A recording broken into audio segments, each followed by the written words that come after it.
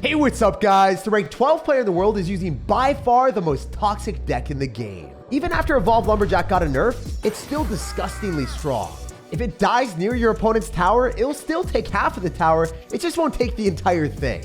And opponents stay taking terrible trades against the ghost. And since you don't need rage and bridge spam decks anymore, you free up space for an Evolved Zap, which allows you to delete Firecrackers, Princesses, Dark Goblins, and reset any Infernos, which is needed to keep your Ram Riders and Rune Giants safe. If you pair it with fast attacking cards like the Berserker, Inferno Dragon, or Lumberjack, the damage amplification bends the rules of the game. Inferno Dragons can counter Electro Wizards, Doctors, and Electro Dragons. Every third attack that your units do, they get 319 bonus damage. So when cards like Berserker and Inferno Dragon are perma-attacking, that bonus damage is going to stay stacking. Even Ice Spirits and Electro Spirit won't be able to jump on your Inferno Dragon, they'll just get deleted. I'm going to be honest, I was sick of losing to this deck, so it's about time that we play it. It's time to turn up our firepower, burn our opponents, and assert dominance. Don't forget to subscribe to the channel so you never miss out on any of the daily videos. And big buffs of love to everyone that's using Create a Code SirTag to make the higher for videos possible. 31, let's go, dude. So if he is going to be waiting 31 seconds, he's absolutely toast, because this deck operates at a very fast pace. If the opponent ever makes a misplay, you're able to capitalize and kill them. Otherwise, you can build up big pushes with an Inferno Dragon behind a Rune Giant.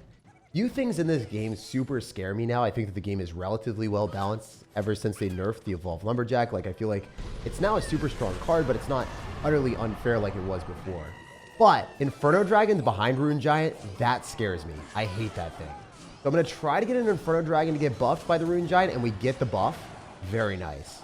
I wonder if he's able to easily kill this. I mean, it's going to be tough. Look, it's able to shred through pretty much anything he has. And if we zap and he doesn't go invisible, oh, we almost cooked him. He lost so much health from that. Oh my gosh. Magic Archer on the tower too. I don't even know, but like the Archer Queen's toast. He's not going to get an invisibility again.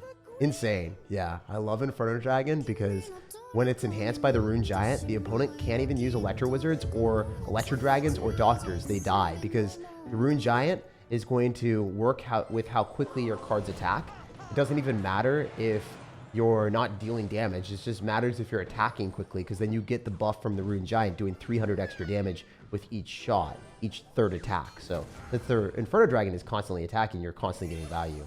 This Ice Spirit is going to be annoying, but I think the Magic Archer might be able to snipe the building as well. That's another underrated play. You get the Magic Archer to get extra value because you're doing that specific interaction. Because the Magic Archer fires not super fast, but if you can snipe buildings or anything with the Magic Archer, it's hilarious. All right, I do want to go for a zap here just because it's going to be able to dwindle down our opponent's health to the piggies. Also allow us to cycle through the evolution and not waste too much elixir. He's saying wow. I mean, he's in an amazing spot, so he thinks he's won. But like, the thing is, all I have to do is get one good Rune Giant push, and then he's cooked. So we definitely want to do dual lane pressure ideally, and we'll see how it goes. We're going to go for the Inferno Dragon, and then we're going to try to do dual lane pressure, as I said before. So game plan here is maybe go in for a Magic Archer to snipe that, ideally. See how it goes. And then we're going to try to go for Ram Rider the other side away from the Archer Queen. The Archer Queen should get cooked. I can go in for another Rune Giant because we cycled one already. And then I can go in for a Inferno Dragon here on the other side. You notice I have like 2 Inferno Dragons in the span of a few seconds. It's pretty broken. It'll be very tough for him to defend this. Especially if I go for an Evolved Zap and get the skeletons off of our Rune Giant so we can stay healthy. And then we can maybe even go in for a Ram Rider. Yeah, I think the game's over. I think that he just loses the Inferno Dragon. So it's a little bit of a dumb decision to ever buff Inferno Dragon, but that's what Clash Royale did. And Rune Giant, even after the nerf, it might not work with Goblin Giant or Hunter, but it still works phenomenally with cards that ramp up and constantly attack like Inferno Dragons and Mighty Miners. Despite a pretty horrendous start, we were able to mop the floor with that man, pushing up to 4,000 in the world, beating one of the best decks in the game. And not only was that guy running a top tier deck, he was also a phenomenal player, finishing at 1,300 in the world at over 2,800 medals, being better than me or around my skill level, and we still won. A fellow Dagger Duchess enjoyer. So typically people are going to be running fast cycle decks or bait decks or really spammy strategies. We're going to zap on the Dagger Duchess tower and see what he's cooking. Okay, that's not something I wanted to see. I'm going to go Inferno Dragon into it, which might seem really silly, but I think if I augment my Inferno Dragon, I'll be okay. And I never want an Inferno Dragon opposite lane, because if you do and your opponent goes in for a tank, you're just cooked. Like, the game's just actually over. The fact that he has Goblin Barrel scares me a little bit, because I don't understand what he's playing anymore. I mean, I don't know if I understood it ever, but now I most certainly don't at all. I'm going to go in for a Rune Giant here so I can win against his Witch with my Berserker, and Inferno Dragon hopefully stays alive. Yes. Huge value. If that Inferno Dragon died, I would be very sad. Oh, yo, this Zap, though. Hell yeah. Berserker, get on the tower. Yes, sir. He's got no daggers left available, and his tower is getting taken. Hell yeah. That's what happens when you run into some really weird strategies on ladder. He'll just all in into you sometimes, and then the counter push with the Rune Giant tanking for your cards that defended allows you to just win the match. So I super like that. We're going to Magic Archer this time in the back because I don't really know what he's going to do. He'll probably just throw down another Giant and all in. I want to have cards that are capable of cleaning his stuff up. So we're going to go for units here on defense instead of arrowing. Reason is because I think the Berserker is good enough on defense that I probably won't get cooked by the Goblin Barrel. You never necessarily know, but yeah, maybe it would have been better for us to not do that. It is what it is. We can also throw down another Rune Giant with the Berserker and Magic Archer. And this will apply pressure towards the 3 crown. And also, if we take the tower, then we can use a Ram Rider in the middle and it'll still get buffed by the Rune Giant. So I kind of want to do that, actually. Might seem slightly... Oh. What the heck? Never mind. I don't want to do that. We just sack the tower and then Ram Rider other side and then Inferno Dragon and the Mega Knight and not get 3 crown. I think that's probably it. Oh, dude. Wow. I don't think I've ever seen someone do that. This guy is absolutely insane. So if we arrows, do we clean up the bats? Do we even have to arrows? I don't think so. I think we can just arrows on the Goblin Barrel. No, it's going to take my tower. I think it's just like worth like letting go. Only know you love her when you let her go. And you let her go. We've done so much damage on the other side, and I don't even know what we're playing against still. Like, it's in overtime almost, and I don't even know what he's playing. That's something that I've never said before. Like, genuinely flabbergasted. So we're going to use an Inferno Dragon on a Wizard. And hopefully we don't get cooked. Oh, did you guys see that extra damage we got with the Magic Archer hitting everything? I mean, it didn't matter because the Magic Archer one-shots skeletons anyway, but I thought that was pretty cool. I'm expecting him to go for a Mega Knight, so I don't want to be applying too much pressure here. I'll drop cards that don't really care if they get Mega Knighted, like a Lumberjack Ghost, because it's going to stay alive. And then I'm going to cycle a lot of stuff in the back because I'm preparing for the Mega Knight Evolution. And yeah, I guess I was right on the money. Sometimes if you don't account for your opponent randomly Mega Knighting at mid-ladder status, I guess, like wherever we are, top 4,000 in the world, you're going to get cooked. One thing I've learned on ladder is no matter how many cards you see your opponent drop, they always have room for Mega Knight in their deck. All right, we're going to barrage this bro with the Zap and see what he's going to do. Usually when we cycle Zap, our opponent is going to be spamming us. Zappies out of cycle is amazing for me. I'm actually going to Magic Archer directly into the Zappies and try to do some tower damage because it is going to line up a lot if he doesn't respond. Why are you not respecting the Magic Archer? What are you doing, my dude? That is insane. I don't think I've ever seen someone do that before.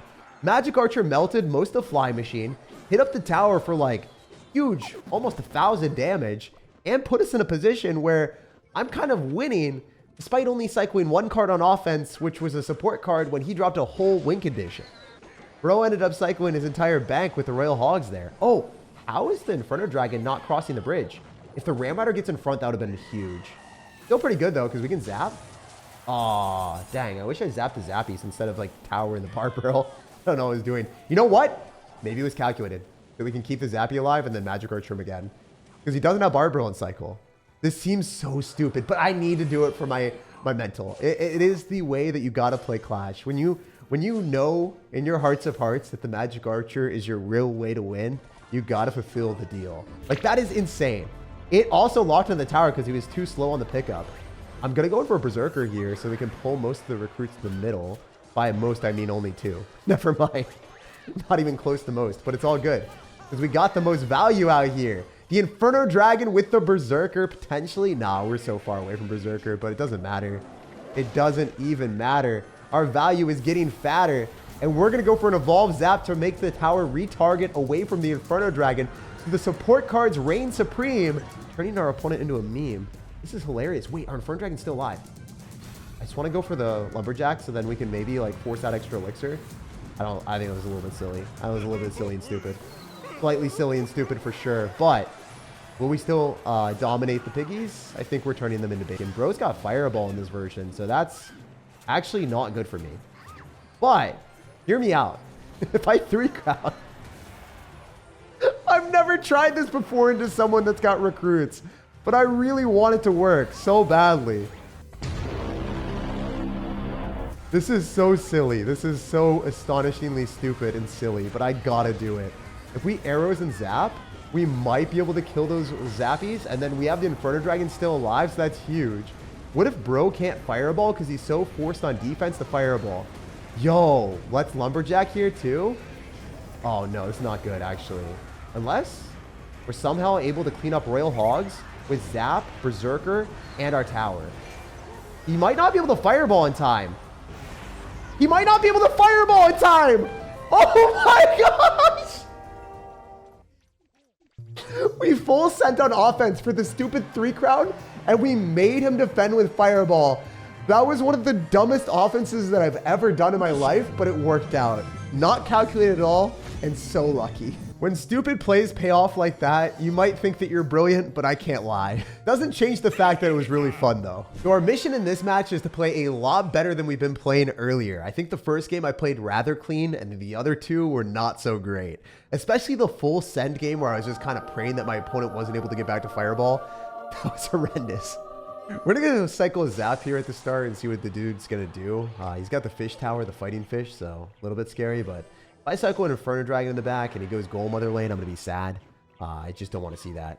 Okay, Mega Minion and a Bomber. This really looks like it's going to be a Golem deck to me. So I think I want to Ram Ride at the other side and just apply dual lane pressure potentially. We can also go in for Rune Giant to kite the Night Witch the other lane, and I kind of like that. I'm going to go Berserker with the Inferno Dragon so we can force more Elixir. And I can Magic Archer here. Yeah, it's definitely a Golem deck. This 100% is Golem. I'm so glad I didn't full send with a Rune Giant when he still had Mini P.E.K.K.A in cycle, because that would have been an automatic loss. The thing is, I can go Rune Giant with a Lumberjack and then have the Magic Archer give us value, because this Magic Archer, believe it or not, is ready to melt faces. Yo, look at that. Oh my goodness. It cleared a pathway for the Lumberjack on the tower, and the Lumberjack got buffed. This is so stupid. Oh, I love it. Lumberjack doesn't even need an evolution. It just needs a little bit of love from the magnificent, repulsive, freaking buff thing. It's just so dumb. I don't know. I look at it and it's like, you can only buff 2 things with Rune Giant, but I don't even know what to call it. Like, what is it? She doesn't throw pancakes. What does she do to buff it? Does she make you golden? Is giving us a golden opportunity to be a degen and cycle an Inferno Dragon directly on the Golem too. And you can't reset it because he doesn't have Electro Dragon. He's just running Mega Man and Skeleton Dragon. So really good for us. I'm going to let that go. And then, wait, watch me cook. We're going to Rune Giant here, and then we're going to Arrows, or we're going to Zap. I think we Zap. It just feels a lot better. And the Magic Archer, it's so good with this too. It's unbelievable. We get the 319 extra damage on every single shot, and it hits multiple things at once. The projectile is massively buffed. And you know what? Screw it. We're going to full send in the other side because I think that the Magic Archer is going to force out all of your Elixir in the other lane. So it's not like you can defend that and defend the other side. You're just going to lose everything. The Lumberjack is still going. All right, screw it. We're full sending, dude. We're going to absolutely and utterly disrespect you here. This is not how you're supposed to play Clash Royale. So I said I was going to play better, and here we're doing this. But, you know, forget that I said I was going to play better. I am a total sweater. We are going in for the win. We're going to literally degenerately spam every single one of our cards because I don't think the Golem does enough damage in 13 seconds. I actually just do not think it does. So even if it's near my tower, it's just going to touch it once and that's it. So I don't think it was that bad on my end. I calculated that. I knew it wasn't going to hit. And we could get a Rune Giant to pull back the Mini P.E.K.K.A, so we're not even close to having any downside there. The only potential was for upside, 0 risk, and 100% reward if we snag the 3-crown. Even though Jeff's 3-crown stayed safe, it's safe to say he did not have a fun time defending the entire game with a Golem deck. Especially since his Golem deck was purely built on offense with Mini P.E.K.K.As and Night Witches and no sources of defenses like Tornado or a Goblin Cage. Guy got forced to do the exact opposite of what his deck was designed to do. So I might have lied in the last match saying that I was going to play my best, but this one, we might lock in and play a little bit better. I can't even say that with a straight face. I'm going to be spamming my stuff at the bridge every chance I get. I like being a moron with this deck because it's fun. And you don't get to do that with too many different decks in Clash Royale right now because they made the meta a lot more balanced. So a lot of the toxic decks with Evolved Lumberjack, you couldn't like rage it up multiple times to keep it alive. You can't necessarily use Evolved P.E.K.K.A to the extreme extent that it was used before and keeping it alive forever. Then we've resorted to finding this strategy, and man, it really does fill the void of the low skill strats. Whoa, dude, we just melted all the barbs. And we're gonna like demolish this. Oh my goodness. Magic Archer. Who lets you do those things? I'm loving it though. Crazy. These barbs are out of cycle too, I think. Not to, you know, try the Magic Archer stuff or anything or lie, but I think we're lying in a pretty good spot. He's definitely not happy about that interaction. Oh, do we kite to the other side? I think so. If we miss this, I actually lose the game. Oh, it looked like it was going towards the tower for a second. It didn't look good. Is he going to barbs on this? I don't think I have Magic Archer. I think I just let this go. Imagine getting smacked with a wet noodle and you can't even do anything. We're doing negative damage. We're basically healing your tower. It's not doing anything. It's actually actively not doing anything. But it did enough to do more damage to the right side. I don't even know how that worked. We'll take it. All right, remember, the dude has Barbarians. That is a card that I have to worry about, which really sucks for me. Because I don't want to go into barbs, to be honest. That's not in my bingo card today. Wait, what is this deck? This is literally just like Elixir Collector spam with Archer Queen? Like, how do you even play a deck like this, bro? What are you doing? All right, so we're going to use the Dagger Duchess paired with the Magic Archer. We should be good. Field Spirit doesn't even connect. He's dead. Dude is going crazy with it. All right, I think we're okay. We can maybe do this. Evolve Zap with arrows. Do we kill Barbarians? I hope so. I actually have no clue, but I'm going to try it. Yes! Screw your Evolve Barbarians, bro! That's what I'm talking about. All right, all right. This has to work because I already prematurely celebrated. I can't fumble the bag now. I mean, I can, but I don't want to. All right, we got to like pull back the Lumberjack here, please. Pull back his stuff. Don't let me die, game. I played like a moron in this game, but it worked. That was one of the most satisfying Evolve Zaps of my life, and we literally zapped him out of existence. It was a little bit of a disappointment to see someone from the Hut Island clan play 0 spawners or huts, but we hiked and kicked him to his own island out of the game. That Evolve Zap has got to go down in the history books, evaporating Evolve Barbarians. Melt the like button, subscribe for more daily content, and have an amazing rest of your day.